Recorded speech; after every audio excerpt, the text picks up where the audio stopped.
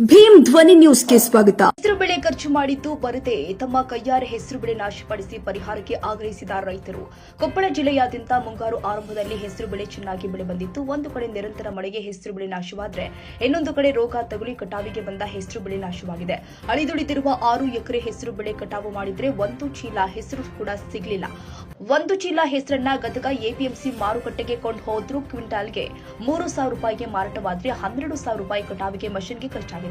ಕೂಲಿ ಕಾರ್ಮಿಕರಿಂದ ಕಟಾವು ಮಾಡಿಸಿದ್ರೆ ಒಬ್ಬರಿಗೆ 350ರಂತೆ 6 ಎಕರೆಗೆ 42,000 ರೂಪಾಯಿ ಖರ್ಚಾಗುತ್ತೆ. ಈ ಖರ್ಚಿನಿಂದಾಗಿ ಜಿಲ್ಲಾದ್ಯಂತ ರೈತರು ಜಮೀನಿಗೆ ಕಟಾವು ಮಷಿನ್ ತರುವುದಕ್ಕೂ ಕೂಡ ಸಾಧ್ಯವಾಗದಷ್ಟು ಹೆಸರು ಬೆಳೆ ಆಗಿರೋದ್ರಿಂದ ರೈತರ ಎಲ್ಲಾ ಖರ್ಚು ಮಾಡದ್ದು ಬಾರದೆ ಇರುವ ಕಾರಣ ತಮ್ಮ ಕೈಯಾರೆ 12 ಎಕರೆ 6 ಎಕರೆ ಹೀಗೆ ಹೆಸರು ಬೆಳೆಯನ್ನ ಹರಿಗೆ ನಾಶಪಡಿಸಿದ ಕುಕನೂರು ತಾಲೂಕಿನ ಎರೆಹಂಚಿನಾಳ ಗ್ರಾಮದ ರೈತ ಮಾಂತೇಶ ಕೋಳೂರ ಅವರು ಹಾಗೂ ರೈತ ಶಿವರಾಜ್ ಕಮತರ್ ಸೂಕ್ತ ಪರಿಹಾರ ಕೊಡಲು ಸರ್ಕಾರಕ್ಕೆ ಆಗ್ರಹ ಮಾಡಿದ್ದಾರೆ. ಈ ವೇಳೆ ಜಿಲ್ಲೆ ರೈತರು ಹಿಂದಿನ ಸಾಲ ತೀರಿಸಿಕೊಳ್ಳಬೇಕು ಅಂತ ದೊಡ್ಡ ರೈತನಿಂದ ಸಾಲ ಸೂಲ ಮಾಡಿ ಎಕರೆಗೆ 30,000 ರೂಪಾಯಿ ಖರ್ಚು ಮಾಡಿ ಹೆಸರು ಬೆಳೆ ಬೆಳೆದರೂ ಕೂಡ ಈ ವರ್ಷ ರೈತರು ಬೆಳೆಯನ್ನ ತಮ್ಮ ಕೈಯಾರೆ ಹರಿಗೆ ನಾಶಪಡಿಸಿದ್ದಾರೆ ಎಂದು ರೈತ ಸಂಘದ ರಾಜ್ಯ ಉಪಾಧ್ಯಕ್ಷ ಅಂದಪ್ಪ ರುದ್ರಪ್ಪ ಕೋಡೂರ ಇವರು ಆಗ್ರಹಿಸಿದ್ದಾರೆ.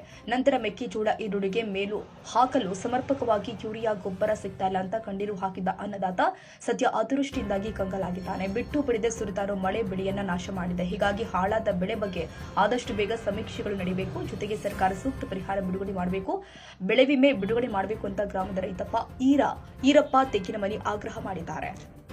ಏನೈತ್ರಿ ಇದ್ರಾಗ ಮಾಡಿದ ಖರ್ಚು ಬರಾಗಲ್ರಿ ಸರ್. ಅದಕ್ಕಾಗಿ 6 ಎಕರೆಗ 1 ಪ್ಯಾಕೆಟ್ 2 ಪ್ಯಾಕೆಟ್ ಹಾಕವು ಹರಿಗಿದ್ರ ಮುಂದಲ್ ಪೀಕಿಗೆರ ದಾರಿ ಆಗತ್ತಾರ ಕರ್ಗಾಕತ್ತೀವ್ರಿ ಸರ್. ಮುಂದೆ ಕಡ್ಲಿ ಪಡ್ಲಿ ಹಾಕ್ಬೇಕ್ರಿ ಸರ್. ಹ್ಞೂನ್ರಿ ಹ್ಞೂನ್ರಿ ಹರಿಗ್ ಬಿಟ್ಟಿವ್ರಿ. ಏನು ಒಂದಿಟ್ಟು ಗೌರ್ಮೆಂಟ್ಲಿಂದ ಏನು ಪರಿಹಾರ ಕೊಡಿಸ್ರಿ ನಮ್ಗ. ಕಡ್ಡು ಬಡ್ದೋಗ್ರಿ ಏನು ಕಾಳೆಲ್ಲ ಕಡಿಲ್ಲ ಇದ್ರಾಗ.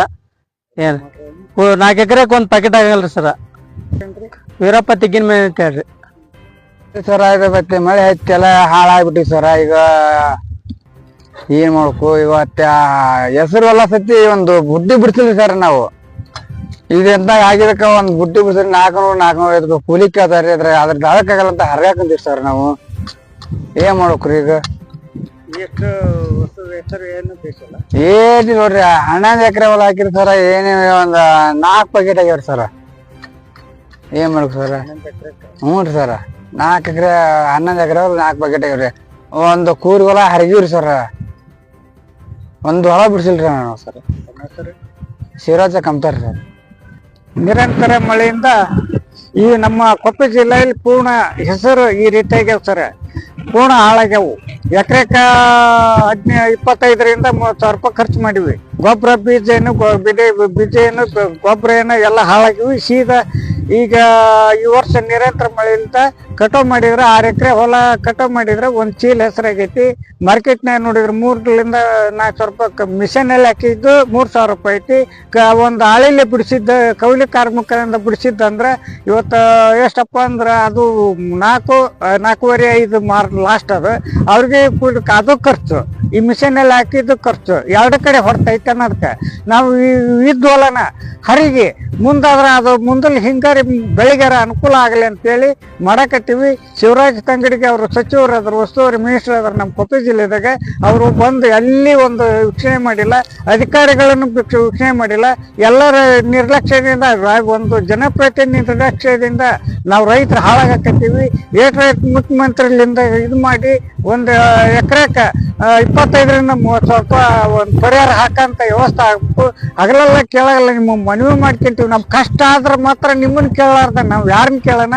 ಹಾಗಾಗಿ ನಾವು ನಿಮ್ಮಂತೆ ನಾವು ಪರಿಹಾರ ಹಾಕಿ ರೈತರನ್ನು ಉಳಿಸೋಂತ ವ್ಯವಸ್ಥೆ ಆಗಬೇಕಂದು ರೈತ ಸಂಘದ ರಾಜ್ಯ ಉಪಾಧ್ಯಕ್ಷ ಈ ಮೂಲಕ ನಾನು